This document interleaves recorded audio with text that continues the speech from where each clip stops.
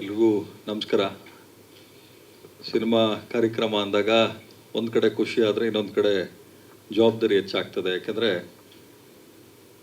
Cinema ಆಡಿಯನ್ಸ್ಗಿಂತ ಹೆಚ್ಚಾಗಿ cinema ಕಷ್ಟಪಟ್ಟು ಮಾಡಿರುವಂಥ ಟೀಮು, ಪ್ರೊಡ್ಯೂಸರ್ಸು, ಅವ್ರ ಜವಾಬ್ದಾರಿ ಹೆಚ್ಚಿರ್ತದೆ.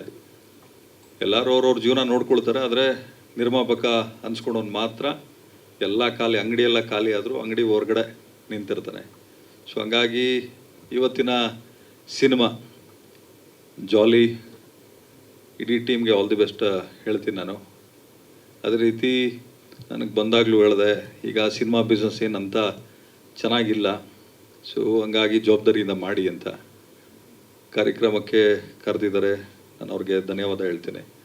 ಅದೇ ರೀತಿ ಪ್ರವೀಣ್ನವರು ಹೇಳ್ತಾಯಿದ್ರು ನಮಗೆ ಸಿನಿಮಾ ಕ್ವಾಲಿಟಿ ಅನ್ನೋ ವಿಚಾರಕ್ಕೆ ಬಂದಾಗ 100%. ಯಾಕೆಂದರೆ ನಾನು ಏನೇ ಕೆಲಸ ಮಾಡಲಿ ನಮ್ಮ ಹೆಸರು ಉಳ್ಕೊಳ್ಳೋ ರೀತಿ ನಾವು ಕೆಲಸ ಮಾಡಬೇಕು. ನನ್ನ ಪ್ರಕಾರ ಸಿನಿಮಾಗೆ ಯಾರಾದರೂ ಒಬ್ಬ ಹೀರೋ ಇದ್ದರೆ ಅದು ಪ್ರೊಡ್ಯೂಸರ್ ಹೀರೋ. ಇದು ಯಾರೇನು ಮಾತಾಡಿದ್ರೂ ಪರವಾಗಿಲ್ಲ, ನನಗೆ ಅನಿಸಿರುವಂಥದ್ದು. ಏಕೆಂದರೆ ಯಾರೇನೇ ಕೆಲಸ ಮಾಡಿದ್ರು ಬಿಟ್ಟರು ಕೂಡ ಅಲ್ಟಿಮೇಟ್ಲಿ ಅಟ್ ದಿ ಎಂಡಲ್ಲಿ ದುಡ್ಡಿದ್ರೆ ಮಾತ್ರ ಸಿನಿಮಾ. ದುಡ್ಡು ಹಾಕೋನಿಗೆ ಫಸ್ಟ್ ಗೌರವ ಸಿಕ್ಕಿದಾಗ ಇಡೀ ಸಿನಿಮಾಕ್ಕೆ ಗೌರವ ಸಲ್ದಂಗೆ ಆಗ್ತದೆ. ತದನಂತರ ನಿರ್ಮಾಪಕರು, ಆದ ನಂತರ ನಿರ್ದೇಶಕರು ಬರ್ತಾರೆ.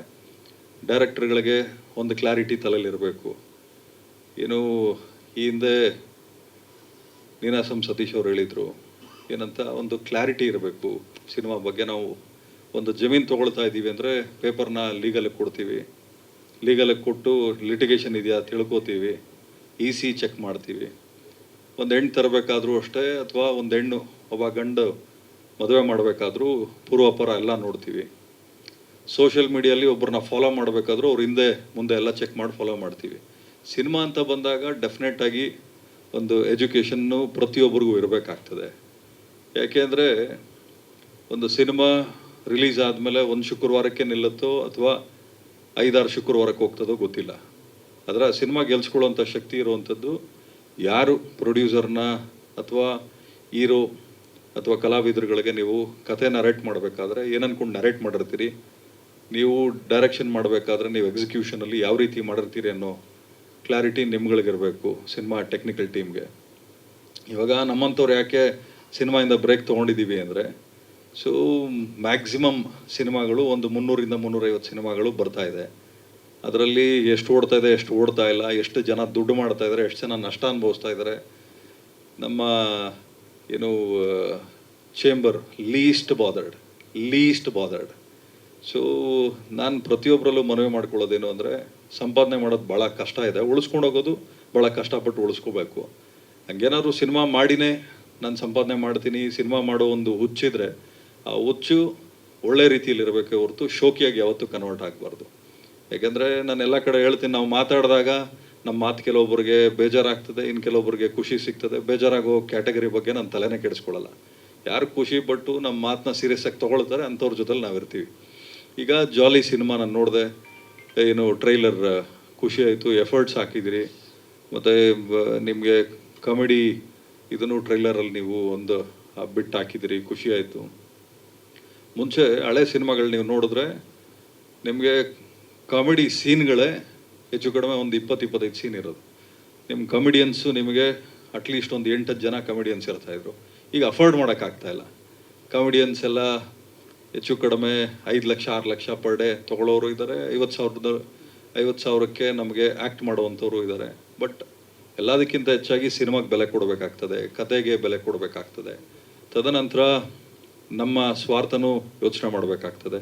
ಒಂದು ಸಿನಿಮಾ ಗೆದ್ದರೆ ಮಾತ್ರ ಒಂದು ಇಡೀ ತಂಡಕ್ಕೆ ಹೆಸರು ಸಿಗ್ತದೆ. ಈಗ ಒಂದು ಸಿನಿಮಾ ರಿಲೀಸ್ ಮಾಡ್ಬೇಕಾದ್ರೆ ಹೆಬ್ಬುಲಿ ಸಿನಿಮಾ, ನೀವು ಹೇಳ್ದಂಗೆ ಹೆಬ್ಬುಲಿಯಲ್ಲೇ ನೀವು ಪರಿಚಯ ಆಗಿದ್ದು. ನಾನು ಸಿನಿಮಾಗೆ ಸುದೀಪ್ ಸರ್ ಜೊತೆಲಿ ಕ್ಲ್ಯಾಪ್ ಮಾಡೋಕ್ಕೆ ಹೋಗಿದ್ದು, ಕೊನೆಗೆ ಆ ಸಿನಿಮಾಗೆ ಪ್ರೊಡ್ಯೂಸರ್ ಆಗಿಬಿಟ್ಟೆ ನಾನು.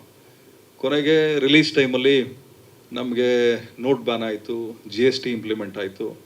ಅದಾದಮೇಲೆ ರಾಬರ್ಟ್ ಬಂದಾಗ ಕೋವಿಡ್ ಇತ್ತು. ಅವತ್ತು ಹೆಲ್ತ್ ಮಿನಿಸ್ಟರ್ ಇದ್ದರು ಸುಧಾಕರ್ ಸರು. ಅವ್ರ ಹತ್ರ ಹೋಗಿ ರಿಕ್ವೆಸ್ಟ್ ಮಾಡಿ, ಸರ್ ಸಿನಿಮಾ ರಿಲೀಸ್ ಮಾಡ್ತಾಯಿದ್ದೀವಿ, ಮತ್ತು ಥಿಯೇಟ್ರನ್ನಾದರೂ ಕ್ಲೋಸ್ ಮಾಡ್ತೀರಾ ಅಂತ. ಇಲ್ಲಪ್ಪ ಇನ್ನೊಂದು 3 ವೀಕ್ಸ್ ಇಲ್ಲ. ಆ 3 ವೀಕ್ಸ್ ಗ್ಯಾಪಲ್ಲಿ ನಾವು ಯಾವ ಮಟ್ಟಕ್ಕೆ ಪಬ್ಲಿಸಿಟಿ ಮಾಡಿದ್ವಿ ಅಂದರೆ, ಈಗ ನೀವು ವಿಜಯನಗರ ಗೋವಿಂದರಾಜನಗರ ನೋಡಿದ್ರೆ ಹೆಂಗೆ ಬ್ಯಾನರ್ಗಳು ರಾರಾಜಿಸ್ತವೆ, ಅದೇ ರೀತಿ ನಮ್ಮ ಪಬ್ಲಿಸಿಟಿ ಇಡೀ ಕರ್ನಾಟಕ ಪೂರ್ತಿ ಹಾಕಿದ್ವಿ. ಅದಾದಮೇಲೆ ಮದಗಜ ಆ ಟೈಮ್ ಬಂದಾಗ ಮತ್ತೆ ಸೆಕೆಂಡ್ ವೇವ್ ಕೋವಿಡ್ ಸ್ಟಾರ್ಟ್ ಆಯಿತು, ಉಪಾಧ್ಯಕ್ಷ ಮಾಡಿದ್ವಿ. ಸೊ ಎಲ್ಲ ಟೈಮಲ್ಲೂ ಒಂದೊಂದು ಅಬ್ಸ್ಟೆಕಲ್ಸ್ ಇತ್ತು. ಏನೇ ಅಬ್ಸ್ಟೆಕಲ್ಸ್ ಇದ್ದರೂ ನಮಗೆ ಬರೋವಂಥ ದುಡ್ಡು ನಮಗೆ ಬಂತು, ನಮ್ಗೇನು ಗೌರವ ಸಿಗ್ಬೇಕು ಸಿಕ್ತು, ನಮ್ಮ ಗುರಿ ಏನಿತ್ತು ಅಲ್ಲಿಗೆ ನಾವು ಡೆಫಿನೆಟಾಗಿ ತಲುಪಿದ್ವಿ. ಯಾಕೆಂದರೆ ನಮ್ಗೆ ಇಲ್ಲಿ ಕ್ಲಾರಿಟಿ ಇತ್ತು. ಪ್ರೊಡ್ಯೂಸರ್ಸ್ಗಳಿಗೆ ಒಂತಲ್ಲಿ ಹಿಡ್ಕೋಬೇಕಾಗ್ತದೆ ಪ್ರತಿಯೊಬ್ಬರೂ ಕೂಡ. ಸಿನಿಮಾಕ್ಕೆ ಗೌರವ ಕೊಟ್ಟು ಸಿನಿಮಾಕ್ಕೆ ನೀವು ಸೇವಕರಾದರೆ ಖಂಡಿತವಾಗ್ಲೂ ಸಿನಿಮಾ ನಿಮಗೆ ಸೇವೆ ಮಾಡ್ತದೆ. ನೀವು ಸಿನಿಮಾಕ್ಕೆ ಸೇವಕರಾಗಲಿಲ್ಲ, ನಾವೇನಾದರೂ ಸಿನಿಮಾಕ್ಕೆ ಶೋಕಿನ ತಲೆಯಲ್ಲಿ ಹಿಡ್ಕೊಂಡು ಬಂದರೆ ಖಂಡಿತವಾಗ್ಲೂ ಸೈಡಿಗೆ ತಳ್ಬಿಟ್ಟು ಇನ್ನೊಬ್ಬನ ಕರೀತದೆ ಸಿನಿಮಾ ಇಂಡಸ್ಟ್ರಿ. ಸೊ ಹಂಗಾಗಿ ಭಾಳ ಜವಾಬ್ದಾರಿಯಿಂದ ಮಾಡಬೇಕಾಗ್ತದೆ ಸಿನಿಮಾಗಳನ್ನ.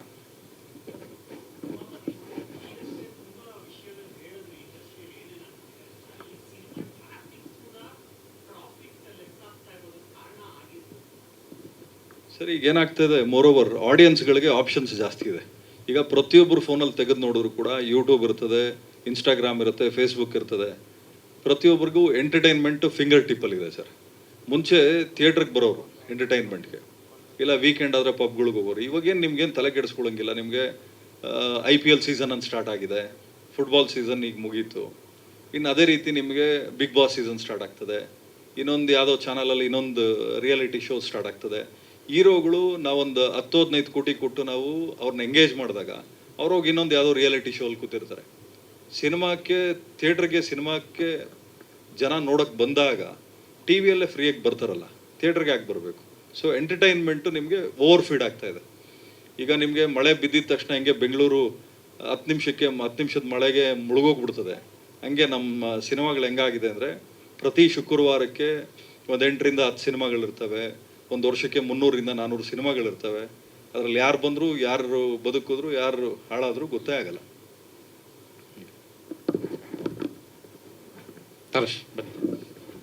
ಹಾಗೆ ನಿರ್ಮಾಪಕರ ವೇದಿಕೆ